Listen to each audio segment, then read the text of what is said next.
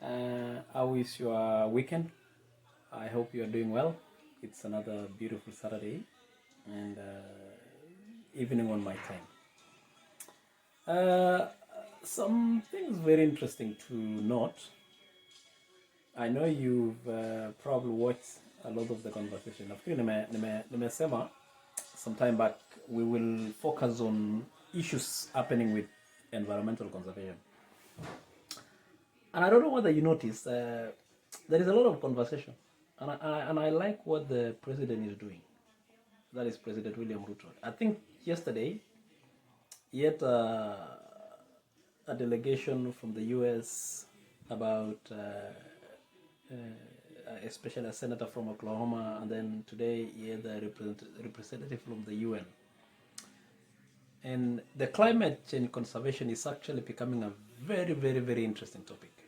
And I say interesting because it is the level of attention that it is getting across the world. Obviously, because of the situation yenye tumejipata saizi, whatever is happening in northeastern Kenya, happened in California about 2-3 years ago. California went for about 4 years, 4 or 5 years without rain. And, I think something that this country, especially Americans, Kenya, wamefanya, technology has helped them do a lot of things. Southern California barely received rain for almost 4 good years. I say really 4 good years, but because of advancement of technology and farming that it is not really associated to raining, they were still feeding America. In other words, they were still producing a lot of crops. They were still feeding almost the entire continental USA with fruits and vegetables, all you can think of. And come to think about what is happening in Northeastern right now, that it is almost capturing the attention of the world, and you've seen a lot of intergovernmental organizations coming to meet the government right now to find mitigations. This was almost predicted. I mean, if you followed Obama throughout the other times, he was actually predicting a lot of climate change impact, especially to African countries. And this is exactly what had been predicted before. So my assumption is, if this is what was known, we never prepared as a country. And I don't think we are even prepared as a country, even going forward, to deal with climate change crisis. Because assumingly rain just disappears, in the agriculture-rich regions, the Rift Valley, the Uasin Gishu, the Elgeyo Marakwet, Trans Nzoia, suppose even for 2 years there is no rains, let me tell you, it will be a very, very, very, very serious starvation. And that is why I kept thinking about this. When the conversation about climate change is active, most people think climate change is just about kupanda miti na these are the things of preventing afforestation. Let me tell you the truth. Climate change involves so many things. And I say climate change involves so many things because when you look at what is happening, if you take, for example, what just happened in South Africa, you cannot discuss mitigation of climate change unless you talk about other possible solutions, especially with energy. And that, in that case, things like smart energy, green energy, sorry. So South Africa is the only country right now and I saw a lot. They are almost like kind of trying to go towards green energy to combat climate change. Yes, I know in Kenya right now there is a lot of solars, there is a lot of this and this, and I don't know whether we can grasp enough the impact it will have. I don't know whether we can grasp enough how we can use technology, climate smart solutions to solve the climate change crisis. If we are going to be very serious as a country, I know we may not be able to solve these things instantly, but we have to think long-term impact on what we can do. But unfortunately now, and which is really unfortunate, we still very much rely on the donor funds. Bado tunategemea wazungu kwa hii pesa yote. When it comes down to climate change mitigation issues, we still rely on the Western world. What can we do what can we do at a very rapid speed to first of all stop the bleeding, which is impact of climate change? What can we do to solve some of the drying rivers? What can we do to plant more trees to meet the standards of whatever the cover that the country has set itself, let's say Vision 2030? And that is a conversation that we can have going forward.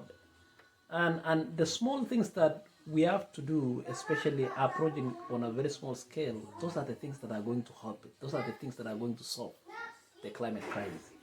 But more importantly, if we don't look at it from an investment perspective point of view, I want you to listen to that. If we don't look at it from an investment perspective point of view, we cannot just solve the rain effect and then forget about what can be done to generate employment opportunities in this process.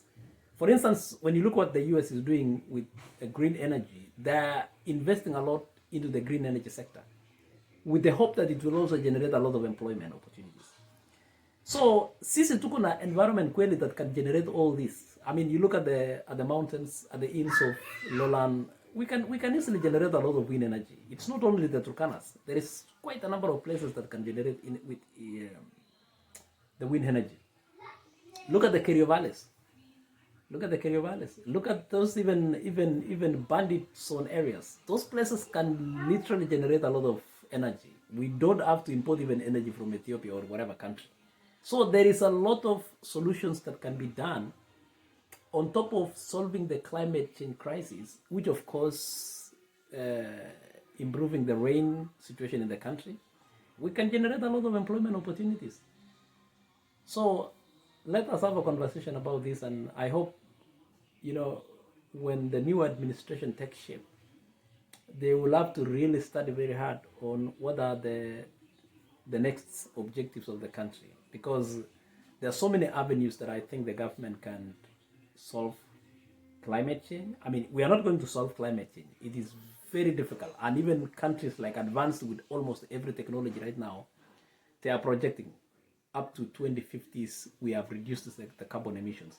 And we think about a country like Kenya right now, which I don't think we have even thought about carbon emissions. I mean, the way the transport auto industry, there is nothing even close to mandating that people drive, the modern technology type of vehicles, the electric vehicles. California, they have put themselves like in the next 20 years, there should be no diesel powered or gas powered vehicle in California. And I know we are very far, and certain things that needs to be done may impact Africa in terms of industrial revolution. I don't know how we are going to industrialize without polluting the environment, and that is why some of these regulations sometimes can be very injurious. So in this case, but there is always an avenue of success. The smart energy, the green energy, the initiatives that can combat climate change, incorporating smart technology, can generate a lot of opportunities and employment for so many people. In the same way, while creating opportunities in these regions. When we talk about the food industry in Kenya, I can tell you for a fact, we don't even have storage capacity to store sensitive food for over 2 months period. I don't think so. I mean, if we want to build the warehousing, I'm talking about real international standard warehousing, that requires a lot of energy.